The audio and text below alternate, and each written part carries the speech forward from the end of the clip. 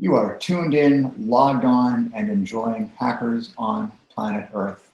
This is Hope 2020. We're in the fifth day of the event, having a fantastic time here on the talk stream. There's a lot of other stuff going on. There's workshops. We're going to have performances on the overnight. There are villages. Check out these villages. They're interactive, and people love to talk to you and share their knowledge. And that's really what Hackers on Planet Earth is all about. Our next presentation is from Karamoon. This is a British hacker based in Tokyo. He has a lot of different interests that we might hear about, but the main story here is something that none of us want to hear, which is the story of terminal cancer. Please, Karamoon, let's hear that story. Welcome to this talk for Hope. It's called Hacking Cancer, A Personal Odyssey with Death. A rather dramatic title, but a very serious subject. Maybe it's not the kind of usual subject you'd get at a hacker conference, although over the years Hope has had an amazingly diverse range of talks and workshops and speakers, all of them directly or indirectly related to hacking. So I will try to keep this hacking focused. But obviously the core topic is cancer. So I'm going to explain a bit about what happened to me when I was suddenly diagnosed with terminal cancer in about 4 years ago to this week, in fact, July 2016. So I'm Karamoon, I'm British, but I live in Tokyo in Japan. So I was actually diagnosed in the UK. I had planned to go back to the UK, spend maybe a year there or something with my my kids to improve their English and just let them experience living in another country. And the cancer diagnosis was completely out of the blue. I picked up a chest infection on the plane over, and I went to see a local doctor. In England, we'd call that a GP, general practitioner. In the US, I think like a maybe family physician, family doctor. And she gave me some antibiotics, 2 weeks worth of antibiotics, and I got quite odd side effects from them. The doctor was suspicious. She said you shouldn't really be getting this kind of level of pain and discomfort from some antibiotics. So sent me to the local hospital for chest x-ray and endoscopy, 2 endoscopies in fact, like gastroscopy, where they put camera down into your stomach to look for any bleeding ulcers, anything like that.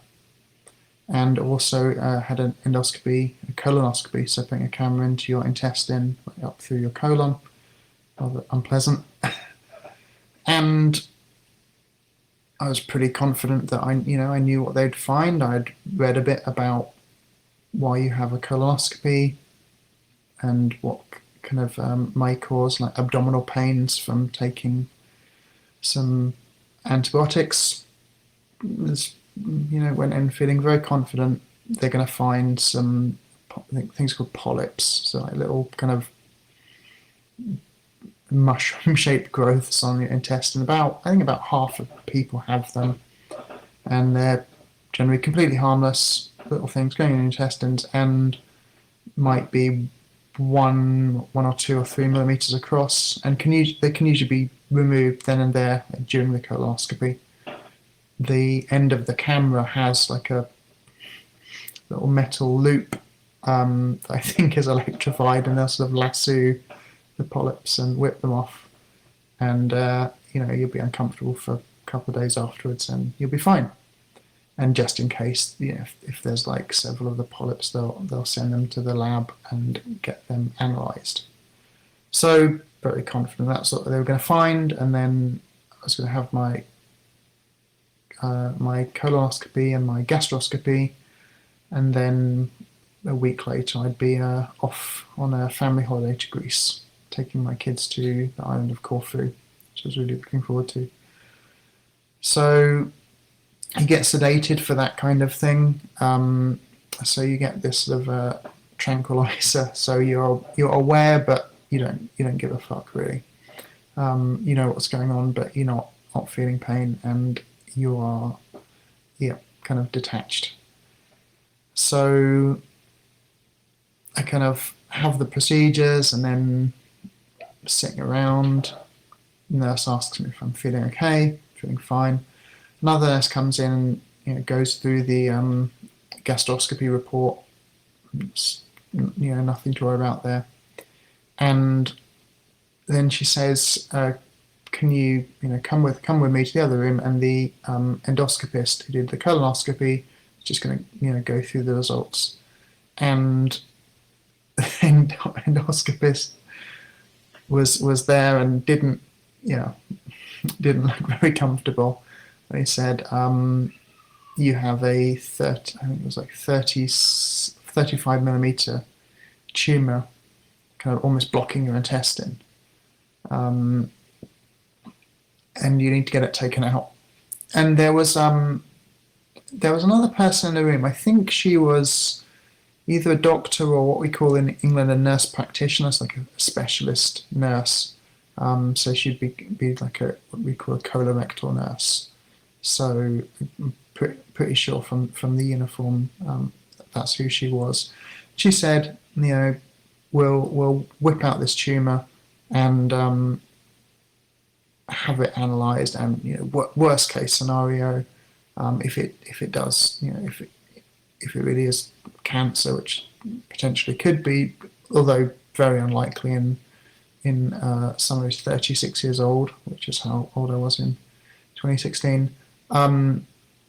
You have a course of chemotherapy, a few months of chemotherapy, and then you'll have regular scans and blood tests for a few years, and then they say, cancer free, get on with your life, and maybe have a check, once or twice a year. I didn't know what chemotherapy was really.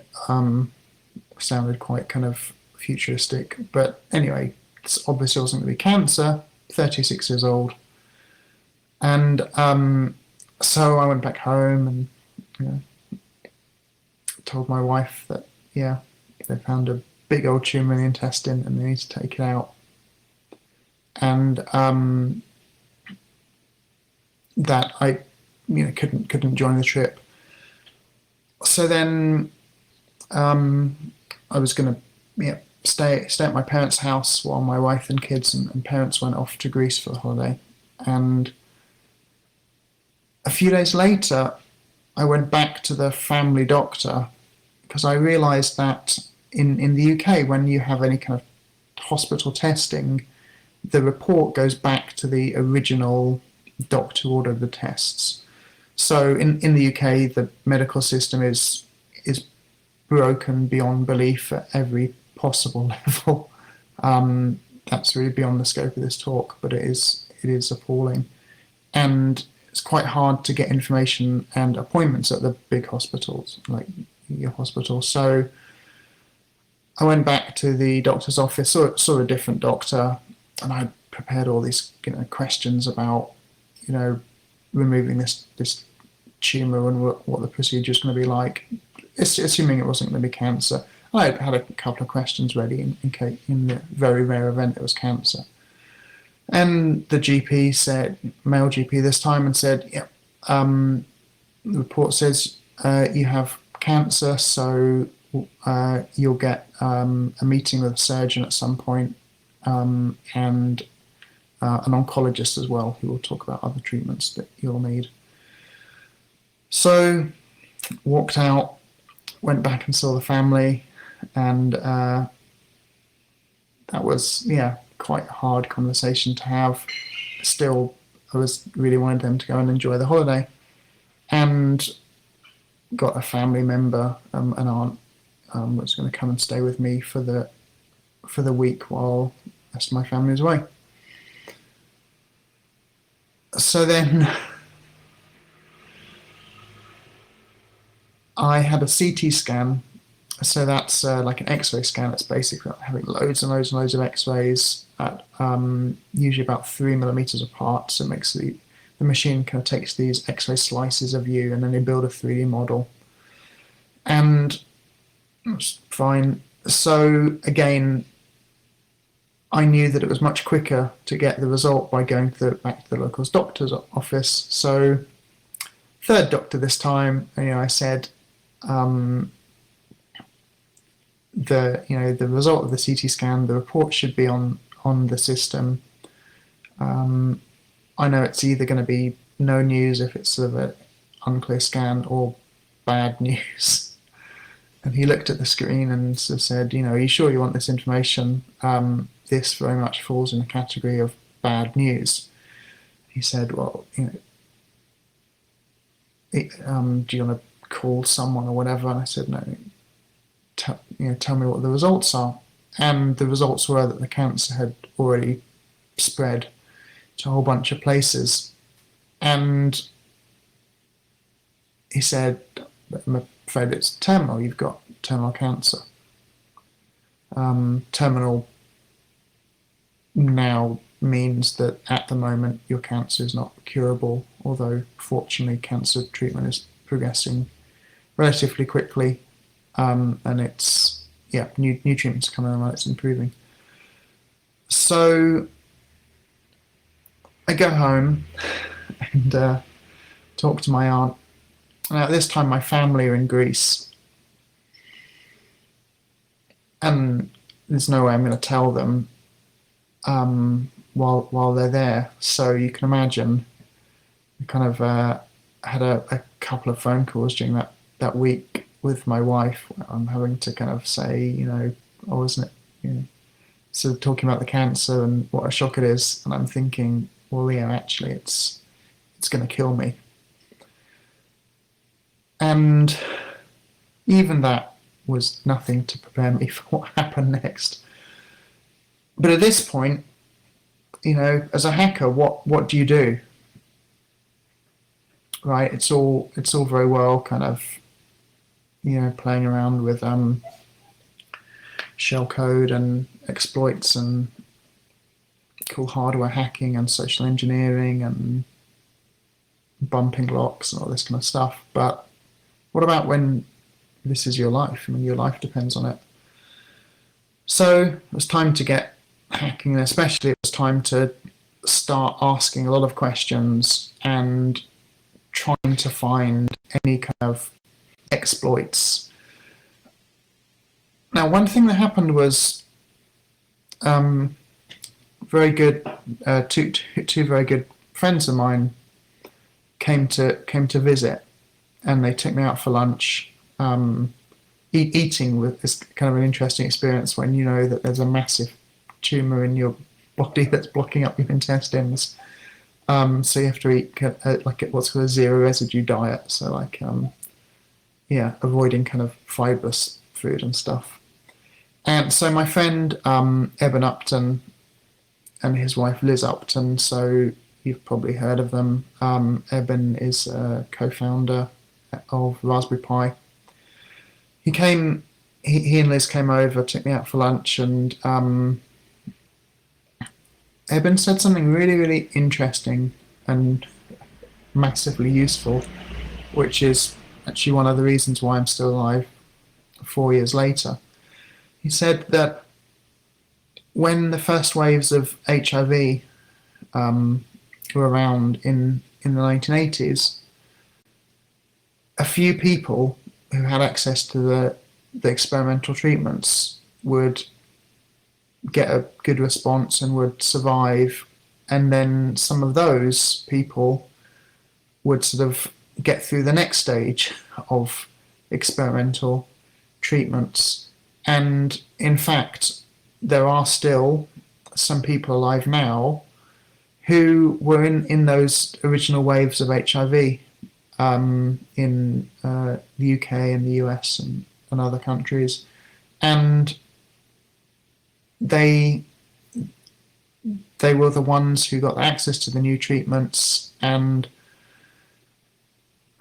the ones that got the good responses and went through to the next stages of treatment. And now HIV is something that's can be managed and treated as a chronic disease. It's like a long-term disease with a very good prognosis, very good life expectancy, and hopefully soon it will be completely preventable and completely curable in all the case of people who have it already. So I started realizing that access to the new treatments was really, really important. Now, what are you going to do? I mean, I've had no medical knowledge. I wasn't particularly familiar with what the different bits of the intestines did or the other places where the cancer was spread to. So it spread to my liver, spread to the lymph nodes. So lymph nodes connect to your lymphatic system, which is where like your white blood cells and stuff move around, and lymph nodes drain the lymph back into the bloodstream where it's sort of broken down. And it also spread to this thing called the peritoneum that I never heard of, which is like your abdominal membrane. So very quickly, I decided it was time to learn a lot about blood tests, and especially cancer blood tests, where you test these things called tumor markers, which hopefully correlate to how the cancer is doing, and particularly how viable is the cancer in terms of being able to spread and grow. So you can measure like proteins in the body that correlate to cancer tumors, and if those levels are rising, then it means the cancer could be able to grow or spread.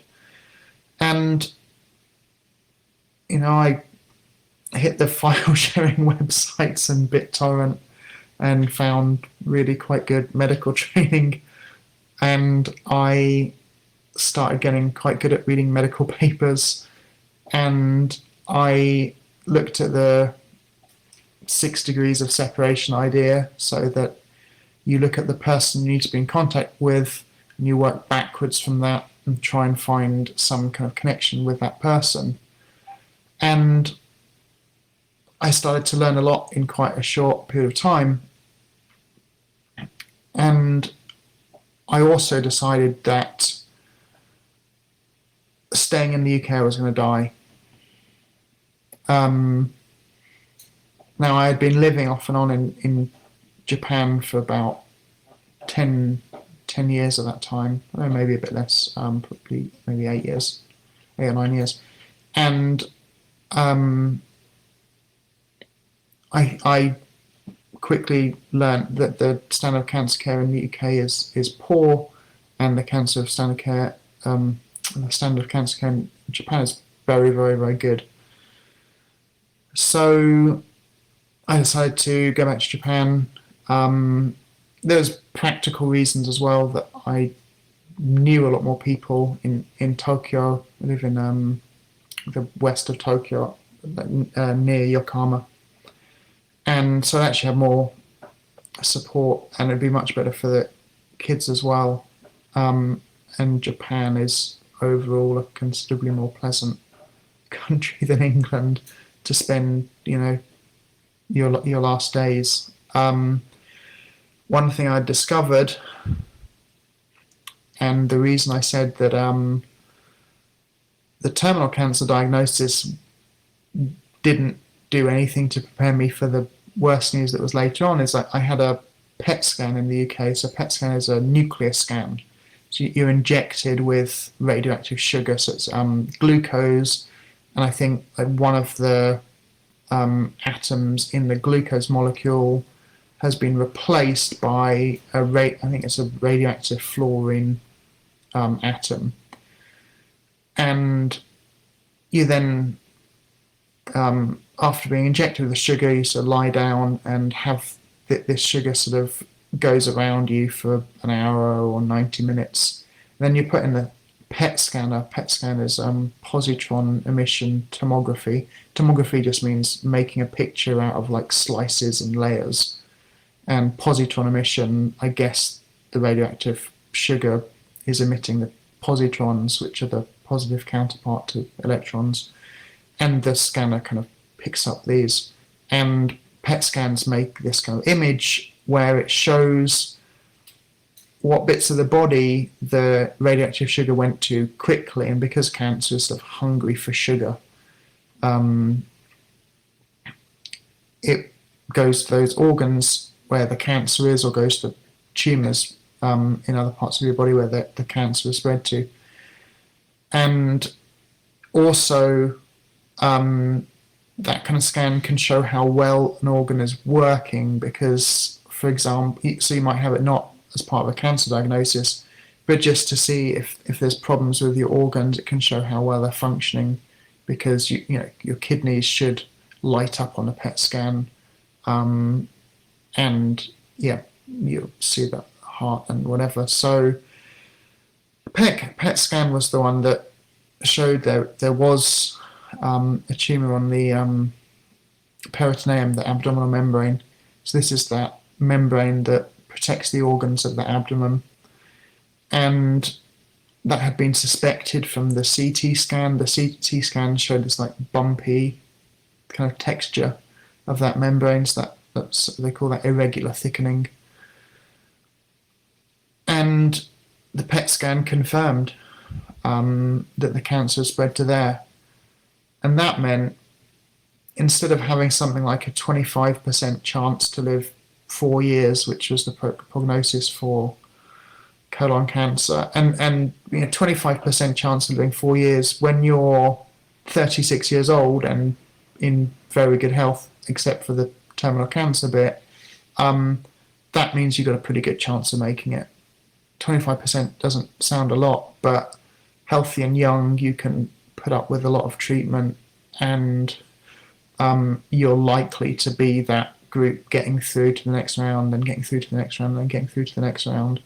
You're likely to be an outlier, because that 25%,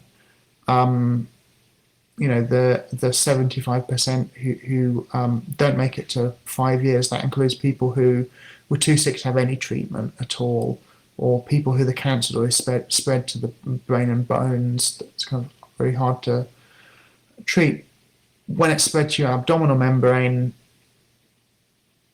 5-year survival rate was like 0.5%, with no real outliers, so no long-term survivors really, regardless of age. So I then looked into what the life expectancy was for stage 4 colorectal cancer spread to the peritoneum, and realistic life expectancy is going to be 5 to 7 months. So I wanted to be back in Tokyo and do fun stuff with the kids before dying quite an unpleasant and painful death. Not particularly nice. I made some videos about that sort of thing on YouTube. You can hunt around for me. If you go to caramoon.tech, then you'll that forwards to like a crowdfunding page, and if you click updates, you'll see a bunch of videos that I published on details about the treatment I've had and this kind of thing. So I'm desperately studying oncology in 2006, packing up my stuff, heading to Japan for like urgent surgery, and learning about cancer staging. So what it means, like stage 1 cancer, when it depends on the type of cancer, but generally stage 1 cancer means the cancer's in one place, particularly in one organ. So like you've got cancer in your liver, but it's just in your liver, and it's usually like one tumor in the liver. Stage 2 would be it's spread like within the liver or whatever organ it's in. Stage 3 would be it's spread to local organs, and in my case, stage 4 is spread to distant organs. So spending my time on BitTorrent and file sharing websites, I am extremely grateful that so many fantastic medical trainings and medical books are shared around on the web, because that's one of the things that's kept me alive. And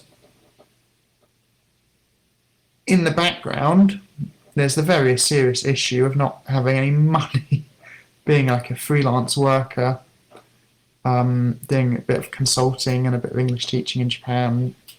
When when you're sick, there's no work, and cancer treatment's expensive. Now, if I'd stayed in the UK, I'd have got all the treatment for free, very poor quality treatment. I definitely would have died that year, so July 2016. So yeah, maybe would have lasted a year or slightly under that. So would have got free treatment for that sort of 7+ months, or whatever it would have been in the UK before I died. In Japan, if you have public health insurance, you pay 30% of your medical expenses, but it's capped. But still, it's a chunk of money when you're like me with no money. And crowdfunding was, the obvious solution. And again, like I wouldn't be alive except for the hacker community, because my friend Mitch Altman, inventor of TV Be Gone, he promoted my crowdfunding, as did one of the pioneers of podcasting, Bicycle Mark. Bicycle Mark has interviewed me for his various podcasts, I think now probably 5 or 6 times since the cancer diagnosis. And they've promoted my stuff. Emmanuel Goldstein has promoted my crowdfunding as well, and very kindly interviewed me on Off the Hook. And his support through all of this has been incredible. He reads out my letters on Off the Hook and Off the Wall, and it's just been fantastic. As of people like Rob T. Firefly and these people that have been helping out and spreading the word. So with the crowdfunding, I was able to then have treatment that's not covered by insurance. So one thing I realized is that the outliers with terminal cancer, who in very, very, very rare cases get cured, and in other cases at least get to the point where the cancer is treated as a chronic disease, what sets them apart is their access to new treatments, and also the condition of their immune system. So I very quickly found out that one of the reasons why people don't generally survive cancer that's spread is that the treatments are brutal. Absolutely brutal.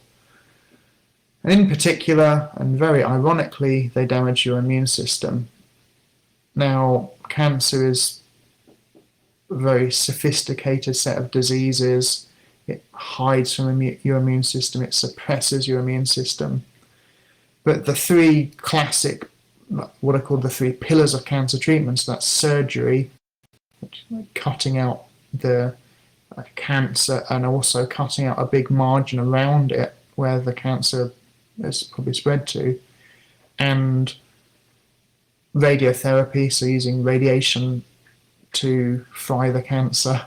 Doesn't actually, you don't really use radiation to fry the cancer. What you use is the radiation creates ions, so it knocks electrons off atoms in your body, and those ions damage the cancer cells, and the cancer cells die or are killed by your body.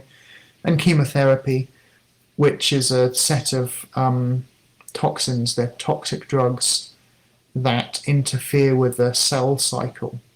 So cancer cells are dividing, and that's how it kind of grows and spreads around. And as an adult, most of your cells are not dividing because you're fully grown. And chemotherapy, in theory, is going to target your cancer cells. Unfortunately, you do have some cells that are always growing, which are things like lining of your mouth, skin follicles, hair follicles, all your skin cells, the lining of your intestines and stomach, And of course, anytime you get even a little injury, you know, a bruise, little cut, anytime you get a bruise, then you know your body needs to grow more capillaries to fix that.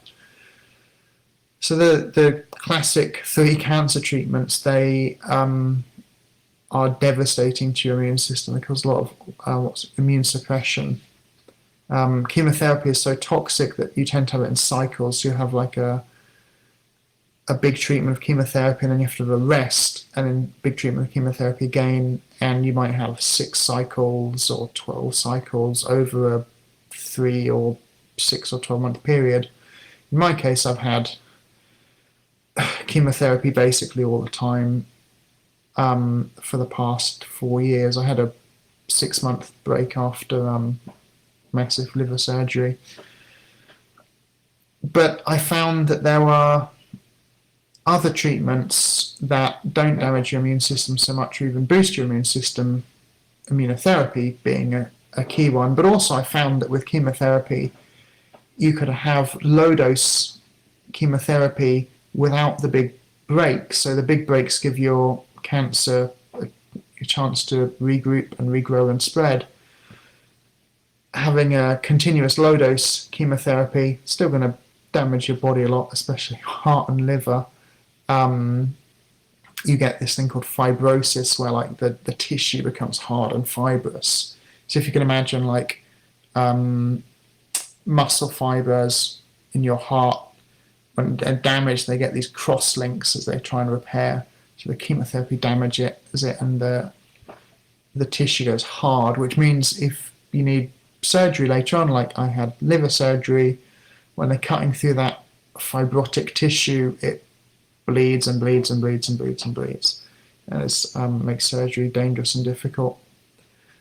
So I found that, yeah, there are treatments that don't harm your immune system so much, and there are ways of using the classical treatments. So if you have keyhole surgery, that's called laparoscopic surgery, I think, where they sort of inflate your body with carbon dioxide, and or if it's abdominal surgery, and then cut little holes in you and stick the camera in and the tools in. I think it's like a super mini version of a GoPro camera or whatever, and stick some lights in there and hack about.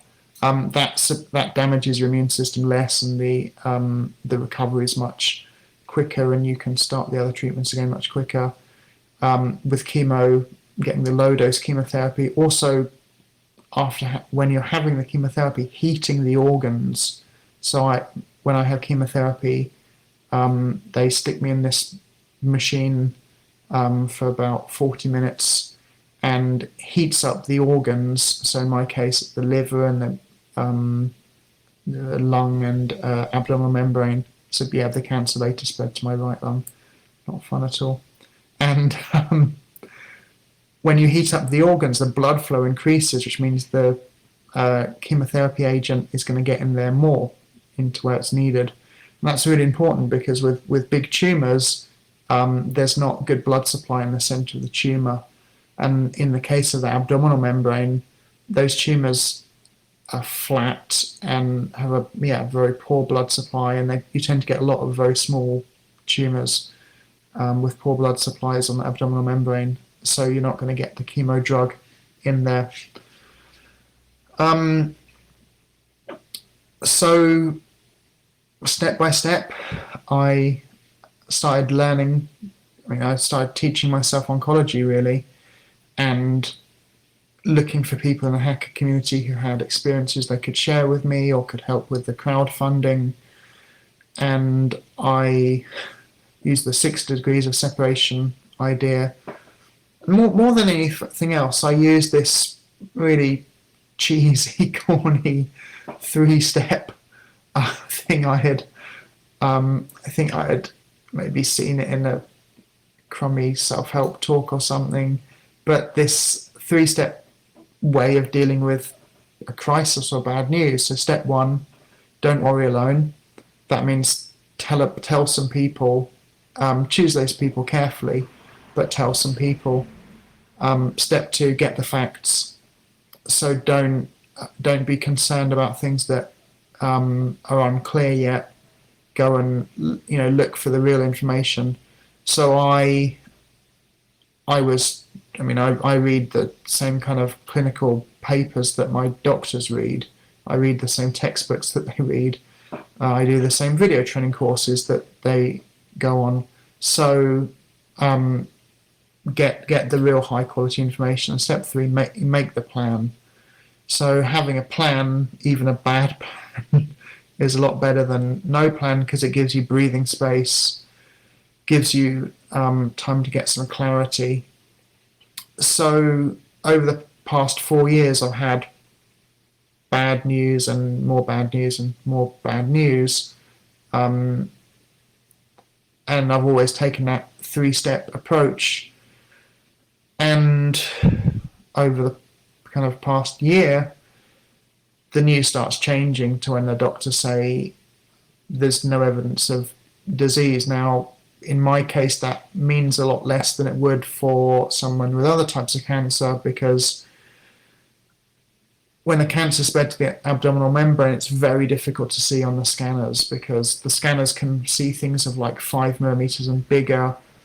When it's on the cancer's on the abdominal membrane, you're going to get a lot of 1 or 2 millimeter tumors spread across it, and they're very flat. The cancer scanners, like CT scans, MRI scans, that's the magnetic resonance imaging one, used to be called NMRI, but people were too scared of the word nuclear, so they're now MRI scans. And then the PET scans, they all see things that are like 5 millimeters and above, and they tend to see things that have some bulk to them. They're not very good at seeing flat structures in the body.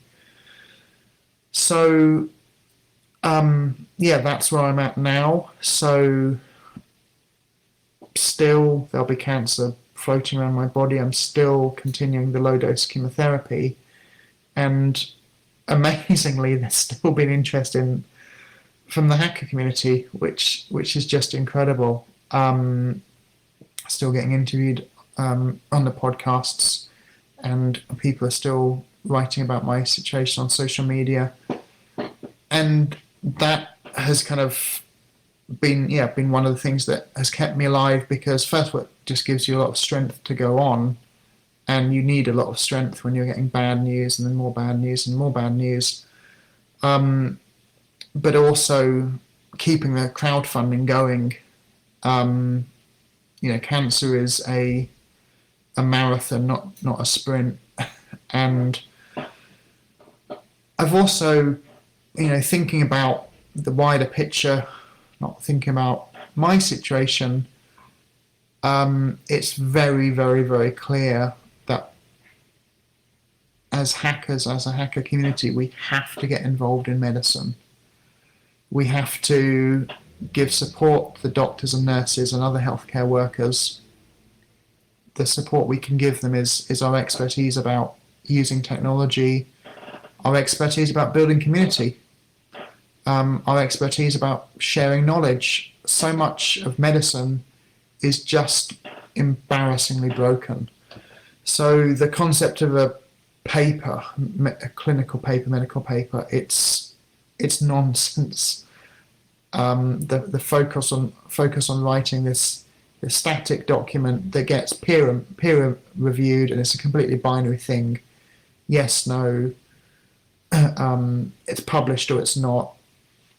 And what we need is something far more Wikipedia style, with annotations and references and attached training and comments from experts all over the world, and all that stuff has to be online for free in an easy to use and most importantly easy to reuse format. Often medical stuff is behind paywalls. It's often in PDF format. It's not particularly accessible. It's not well indexed. There's no public commenting system or even kind of private commenting system. We need to get involved in medicine. One thing we desperately need to do is we need to look at medical equipment and how we can refactor it. So we need to get involved in hardware refactoring. So we need to look at how we can build medical equipment that is operationally identical. So it doesn't, it's not going to have the same kind of development and testing as like a new invention. It doesn't need to be improved, but what it needs to be operationally identical, same user interface, working exactly the same way, but a fraction of the cost, smaller size, lower power consumption. We know what to do, so let's get involved. Well, thank you ever so much for surviving 40 minutes of a miserable and dark topic. I hope it's been of use to you. If you know of anyone with cancer or you have cancer yourself, go to cancertips.xyz, and that's a list of cancer tips I wrote. The sort of things I wished I had known when I got diagnosed with terminal cancer. And also caramoon.tech, that forwards to my crowdfunding page, and you can see video updates and how I'm doing and a lot of details about the treatments I've had. Thanks a lot for listening. Thanks for being there for me. Deeply appreciate, especially Emmanuel and all the Hope team for putting together this incredible game-changing conference. Hope absolutely changed the hacker world when US hackers were going off to looking at what hippies from hell were doing, the Dutch hackers putting on the hack conferences, and of course CCC, Chaos Communication Club, Chaos Computer Club with their events, Chaos Computer Camp and Chaos Communication Congress. Hope has really raised the bar all around the world for what hacking is and can be. Let's get involved in the medical stuff. Please get in contact with me, Karamoon on Twitter. That's Karamoon, named after the fabled land in Shadow of the Beast 2, the greatest game ever made. And thanks for listening. Get in touch, and I'll be taking questions. Cheers.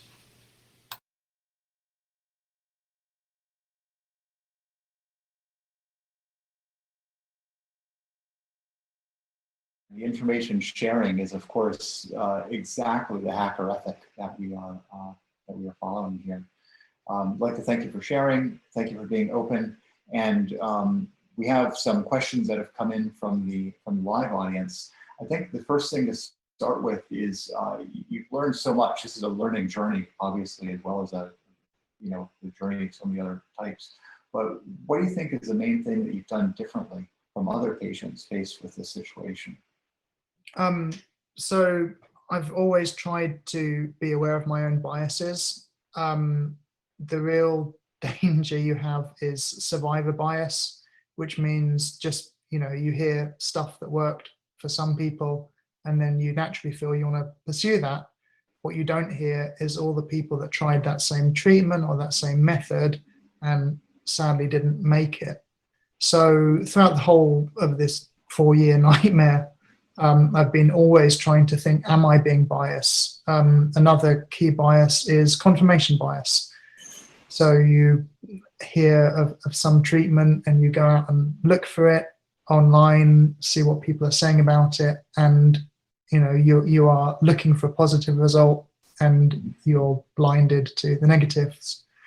Another problem is the availability bias, which means that we tend to believe what we remember. So if something is simple and easy to understand, we tend to believe it, but that has no correlation with it being true in the context of something as complex and complicated as cancer. Being aware of my biases is a really big one. And just like a hacker, just asking as many questions as you can and asking the powerful questions. Always when you're talking to the doctors or the nurses, you say, what else should I ask you? What would you do in my situation? If the clinical guidelines didn't exist that you're following, what would your advice be?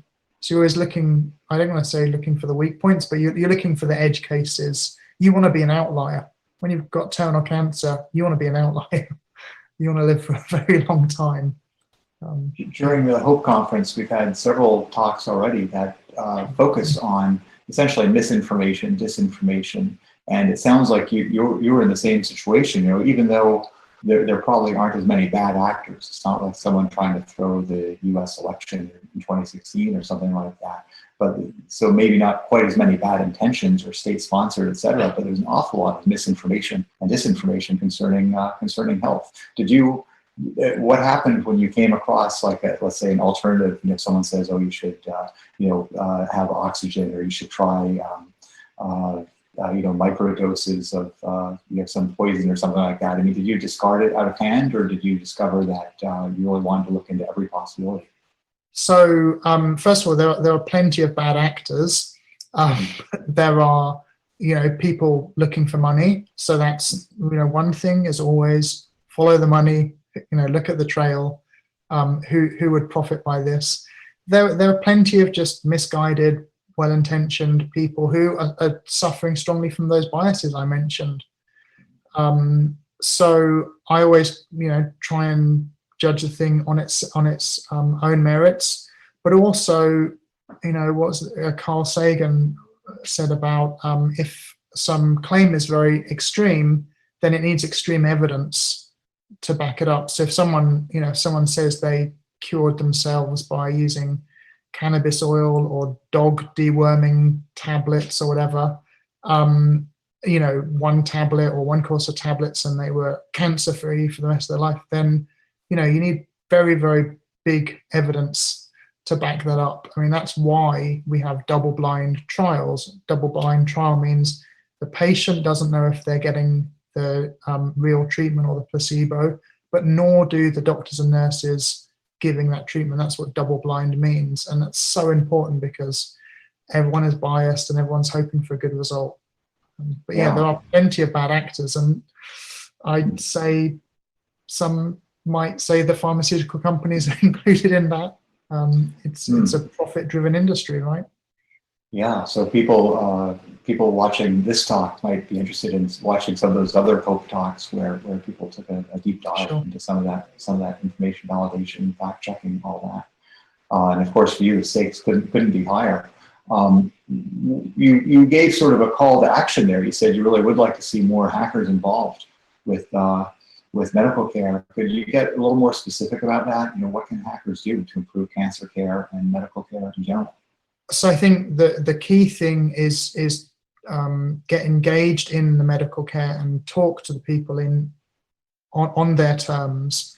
So instead of saying things like, let's hack together some new scanning technology, instead talking to just your family doctor or just people you come across in the medical settings, and point out things like MRI scanners should not be connected to the internet.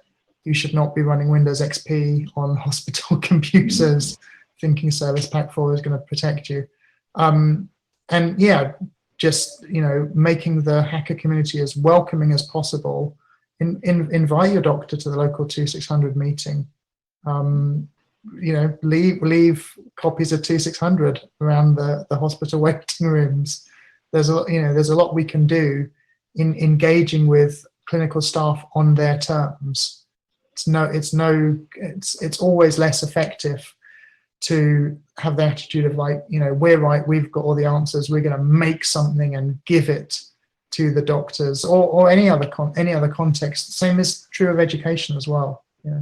So engagement is really the key that you're advocating for. Engaging on their terms. Yeah. Thank you for that. So just very quickly, because we're really at the end of our time, do you feel like you're now an expert? There's no doubt about that. Even though you're not necessarily an oncologist or something like that, but you're obviously an expert. Do you think there will ever be a silver bullet style cure for cancer? I do. That the pharmaceutical industry is desperate to not have curative treatments, but to have treatments treating cancer as a lifelong chronic disease. and they want a series of treatments. So genetic testing, and then they'll recommend a drug. And then when that stops working for the patient, when the drug resistance builds up, then genetic testing again, seeing any new mutations, different drug. That's not the way we should go for patients. We need to look at what are called cancer agnostic treatments. So things like those treatments that boost the immune system. There's a whole family of immunotherapies of which I've had some, and they work regardless of where the cancer started. So instead of having a treatment for breast cancer, treatment for bowel cancer, treatment for lung cancer, look at those, put all the resources into those few treatments that seem to have a very wide use, those cancer agnostic treatments, and always look at the treatments that improve the patient's immune system, or at least don't destroy the patient's immune system, because things like chemotherapy and surgery and radiation, all of which I've had, they trash your immune system, which is not what you want when you have cancer cells inside you. Well, thank you so much for sharing your story. We've been in conversation with Kara Moon, who had a personal odyssey with death and is still with us and has made that hero's journey and returned to tell the tale.